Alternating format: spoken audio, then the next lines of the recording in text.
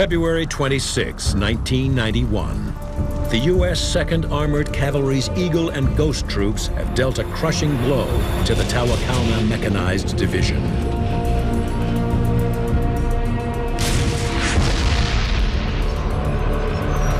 But just as it seems they will emerge from the battle unscathed, one of Ghost Troop's Bradley fighting vehicles takes a direct hit.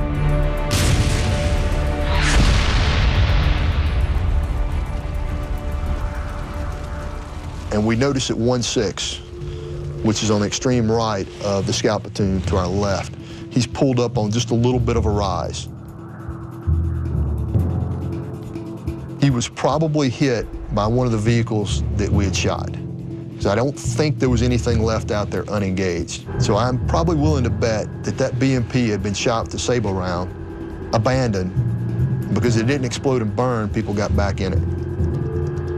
The BMP is a lightly armored fighting vehicle like the Bradley. A high-velocity sabot round might tear right through it, leaving it still operational. Armed with a 76mm semi-automatic cannon, the BMP has more than enough firepower to penetrate a Bradley. Staff Sergeant Chaffee, the Bradley commander, he said that Andy turned and looked at him and said, "What the f was that?" About that time, the second round hit and decapitated Sergeant Moeller. Really hurt morale of the troop to know that Sergeant Moeller had died.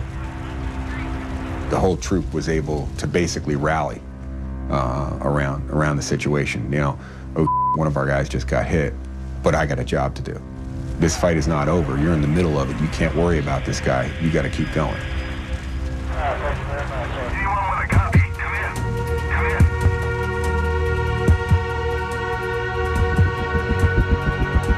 The Battle of 73 Easting is all over in just 90 minutes.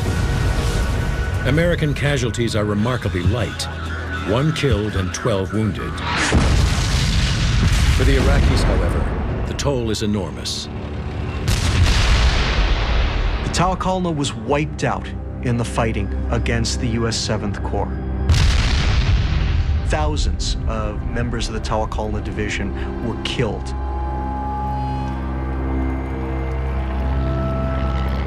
They started out the battle with about 200 tanks, and barely 24 were able to pull back off of it later on. You know, after the attack, we ran out and then captured some additional enemy prisoners. We put them in the back of our squadron tactical command post, Bradley. And as they closed the turret shield door, there was a picture of Erwin Rommel, who, you know, we had admired and sort of patterned ourselves after in terms of his tactics. So this brigade commander says in perfect English, you know, "Why do you have a picture of your World War II adversary in your Bradley?" And one of our privates in the back of the Bradley said, "Listen, why don't you just shut the hell up? If you'd read a little bit more about Rommel, you wouldn't be sitting in the back of my track."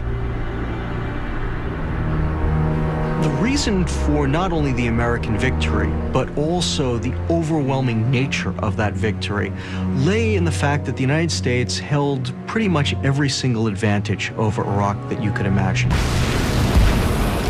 But it was the stand of the Tawakalna and several other divisions of the Republican Guard that slowed down the American advance. It bought time for other Iraqi units to retreat out of the Kuwaiti theater. It's a great tragedy because it set the stage for the intervention in 2003. It was the survival of the Republican Guard Corps that ultimately preserves the Saddam Hussein regime.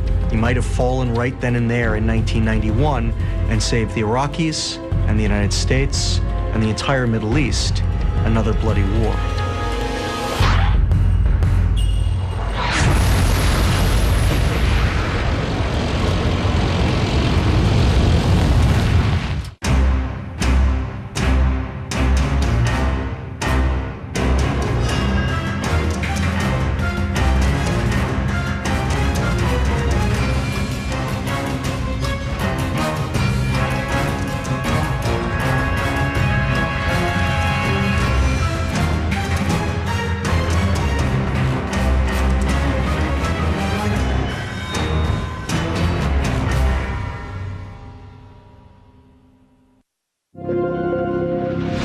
first half of the 20th century, the dream of flight created some of the most extraordinary structures the world has ever seen.